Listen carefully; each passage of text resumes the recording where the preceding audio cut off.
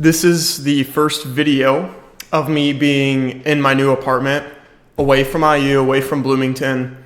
Day 2 is underway.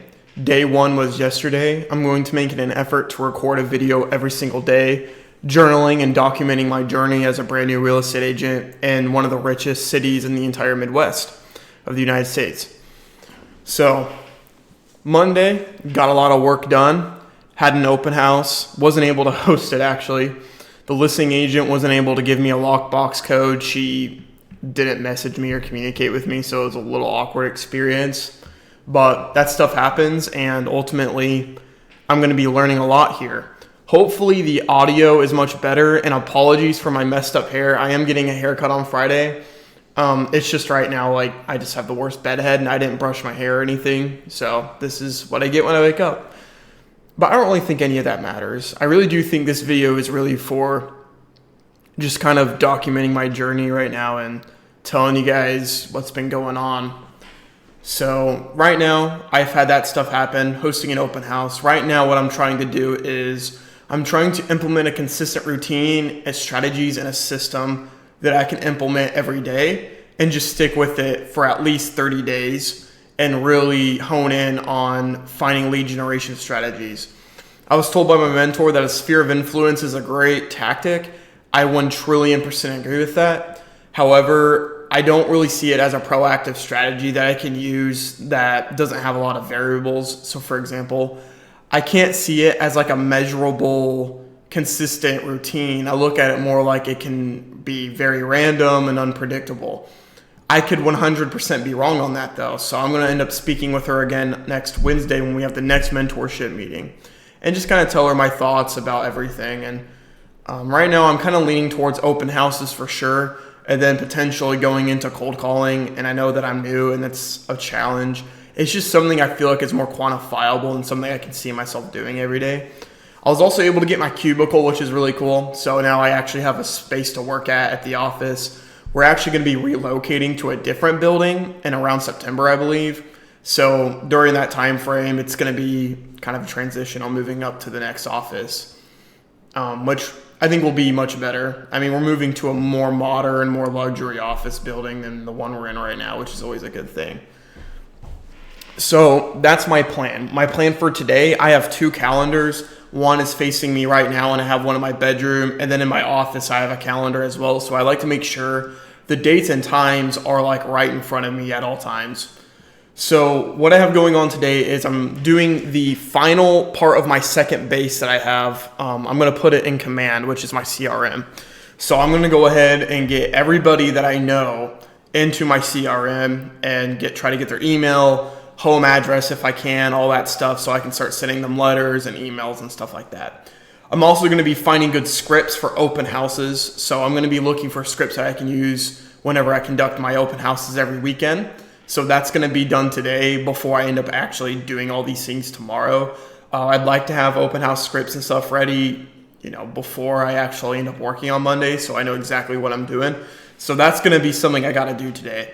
I'm also going to be going to Walmart to go pick up some more office supplies. I need to get a mouse pad for my actual office space that I have in the office, and try to get some food and stuff like that, because I bought a lot of food, but it's more so like a lot of eggs and stuff like that, and there's not really like a lot of like stuff that I can be eating every day. But made a ton of coffee, so the coffee pot that I still had my freshman year of college with Dylan, it's still the coffee pot I have to this day.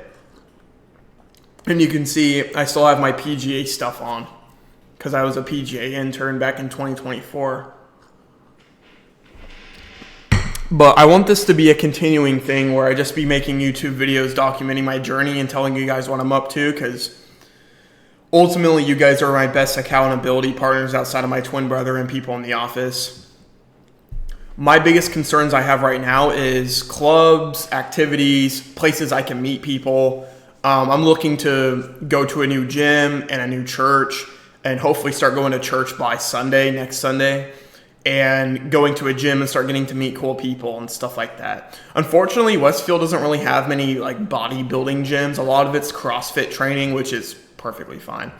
It's just more so I'm more of a bodybuilding type of lifter, so It's kind of hard to find something like that around here, but might just have to stick to a commercial gym and save up some money, so it's not going to be anything too bad. I do know that Westfield has a young professionals group, a part of the city council, so I definitely want to go to their meetings whenever they have them and just get to know people and stuff like that in the city. So my biggest goal I have right now, like I said before, I need to find a strategy and system, like a system that I can implement every day and stick to it as long as I possibly can and see what happens after 30 days of doing it consistently. That is my number one thing I'm thinking about right now. Like, what is my day-to-day going to look like, and what are the strategies that I can implement to make me successful, or to make my business successful, or to help people buy or sell their homes in this market in which I'm new in as well. I've already had multiple people in the city, like people that own houses and stuff like that, tell me that I look like I just got out of college, I'm young, all that stuff. So I'm already kind of getting that resistance from older people about that stuff. But really, I don't think it's going to matter. I mean, look at my hair. I am getting a haircut, so I do know that getting a haircut more consistently is something I'm going to have to just do. But it's also going to be a lot more about how I speak, because the way I speak in the camera right now, I don't know, sometimes I just feel like I'm a little jittery. So really honing in on my body language, the way I speak, what I know about the market, those things, if I get those things down, they're not going to be asking me as much about how old I am. I could grow my beard out, but really I think I look better without one, so I don't think it's really going to be anything necessary. I think I'm missing the point when it comes to becoming an expert in your field. Oddly enough, though, everybody I asked on why they decided to choose the agent that they chose back when I worked at leasing, they all said it's because it's someone that they knew or someone that was referred to them. So that makes me really question, like, maybe in real estate, most of the sales you're likely to get are going to be the ones where people know, like, and trust you. And I feel like that's a pretty common knowledge for most agents, is like your sphere of influence will be the highest conversions you'll have as far as lead generation goes, because they already know, like, and trust you. So they know, like, what they're getting with you, and maybe they respect you and stuff like that and want you to work with them when they're looking to buy or sell a home. So, but that doesn't mean that you can't make sales off of cold calling and open houses. So that's why open houses is like the number one strategy I plan on using. And then I really want to get into cold calling, although it is expensive, If you want to get a dialer and you want to start pounding the phone and start getting high quality leads, it is expensive, but you're likely to convert if you have a good script in mind. Which, speaking of scripts, I'm still trying to find out who to work with as far as role play goes, because I still need to, like, obviously look at the scripts, read the scripts, understand the scripts, but also, like, talk about it with people. So I'm looking for a role play partner right now every morning. And we'll see if I can find one. I would think I would. I don't know anyone who wouldn't want to role play with me, but I can't help but feel like I'm in this very weird state of my career where it's like I'm confident in myself because I'm 22 years old. I got a really great apartment here, and I graduated college with a bachelor's degree, first in my family to do it. And I go to the gym. I like to think I look pretty decent, like healthy in the gym. But there's also a part of me where it's like I'm just like downing myself, like, oh, I don't know anything. I'm a new agent. Like, no one's going to take me seriously because I'm 22 and blah, blah, blah, blah. And just trying to really get that out of my head, because I figured that I've been by myself a lot the past few weeks, especially like the past few days since I moved here. And so what you say to yourself matters even more, because you start to listen to yourself more. And when it comes to those moments where rubber hits the road and you're like, oh, like, is this even for me? What am I going to do? That's when you're going to find out if you win or you lose, because of what you tell yourself. It was from a video I watched by a guy named Patrick Bet-David, and he used this really good analogy that I'm going to start using every day. His analogy was, people will be in business, start a business. Then, they're meeting some resistance. Some people, like, they're not giving them a sale. They're in a really tough situation, and they need that money to be able to afford their life so they don't go homeless. And it's sometimes when they start to question if it's even worth it. Like, should I keep going? Should I give up? Like what, like, is this even like worth it? Like what's even the point of all this stuff? And he says the importance of, it feels like you're driving by yourself for a long period of time. And sometimes it's important to go to a gas station to refuel. And this is a metaphor or analogy, I guess you can say. The gas station, it's like you sometimes have to sit and think and relax and just really imagine the life you get to live if you end up doing these things you're doing right now. And if you keep sticking with it and getting better and learning, think about the end goal in mind. Like, why are you doing this? Your big why is so important. They talk about it in Keller Williams, like Gary Keller talks about your big why, having big dreams, big goals. And you think about the life you get to live after this. For me, for example, I can imagine myself, being financially well off, but it's not for the car, not for the vacation. It's not for any of that stuff. All that stuff would be nice, don't get me wrong, but it's more so about being able to do the things I want to do, but also be able to help my family out.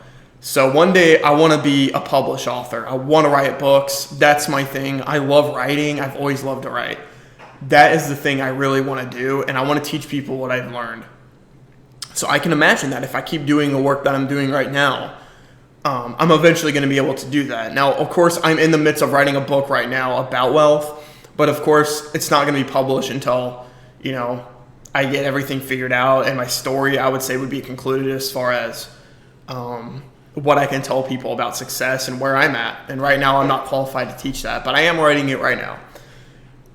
But I imagine that. I imagine having a wife, children, great community, being around my friends and family, and doing the things I love doing. And I really do just feel like it starts with this. And that life seems so incredible.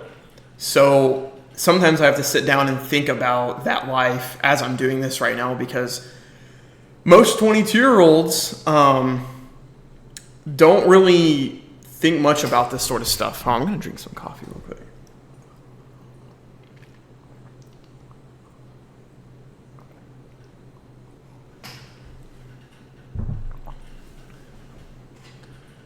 Most 22-year-olds look at work, look at jobs like it's just to make money. You only work to make money, and there's nothing else about that. The way I see work, it's something towards something greater. Like, you go do a job, but you're using that job to build skills and something you actually want to do. I've heard some people say things like, well, what if you can't choose your career and all that stuff? And sometimes that is true. Like, you really you have to take what you have to get. But there comes a point where you have to work on yourself to get to the things that you actually want to do, right? At 22 years old, if you're not like a criminal or you're not a felon or anything like that, you're likely able to do the things you actually want to do. You just have to take the small steps to get there. And so that's kind of my situation I'm in right now, where it's like, I want to stick in real estate. The reason why I even chose real estate to begin with is because I see an industry that will never end, because everyone is going to need land at the end of the day. We live on Earth, right? And it's the most proven way to build wealth. I got into real estate for investing, right? So this is why I chose this career.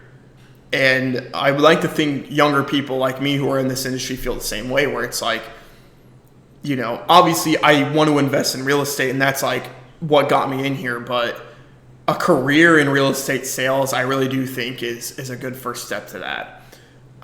And I want to stay in this industry. And I will say, because I am an anxious person from time to time, I do have a safety protocol, or a plan B, if you will. Excuse me. It's August 3rd right now where I'm staying at. So it's August 3rd. If I don't make a sale, or if I'm not in the pursuit, or if I don't have a contract signed with a buyer or a seller, like I don't have a buyer agreement or a listing contract by November 1st, I'm looking for a full-time job. Because although my lease ends in January and I have enough to pay my lease in January, I'm not waiting that long to find a full-time job. Because I think if I give myself 3 months of work, deep work, and I'm figuring out that I can't make something out of it, it's just going to tell me I'm not ready to go in full time. That's all it's going to be. It's not like a matter of me being a failure. It's just I can keep doing real estate while I get a full-time job, but it's like, I'm not ready to go in full-time in real estate, if that makes sense. Because right now it's like, trying to see like, am I ready or am I not ready? We'll see. I like to think I am ready though, because the self-improvement YouTube channel has really helped me kind of learn what I need to actually do to run a business. So I know I've been yapping a lot. I don't really expect many people to sit down and just watch these videos. This is really more so like just journaling and documenting my days as a real estate broker. This is likely going to be a longer video than the other ones I'll be making because this is day one. But this is where it is right now. Day one in the books, this is day two. I'll write down in the thumbnail though that this is day one. And we'll see where I'm going to be at in November, and we'll go ahead and take it from there. But I appreciate if you guys did watch. Thank you so much. That's awesome, actually. And I'll see you guys for day two when I actually work in the office. So have a great day, guys. Have a great Sunday. See you later.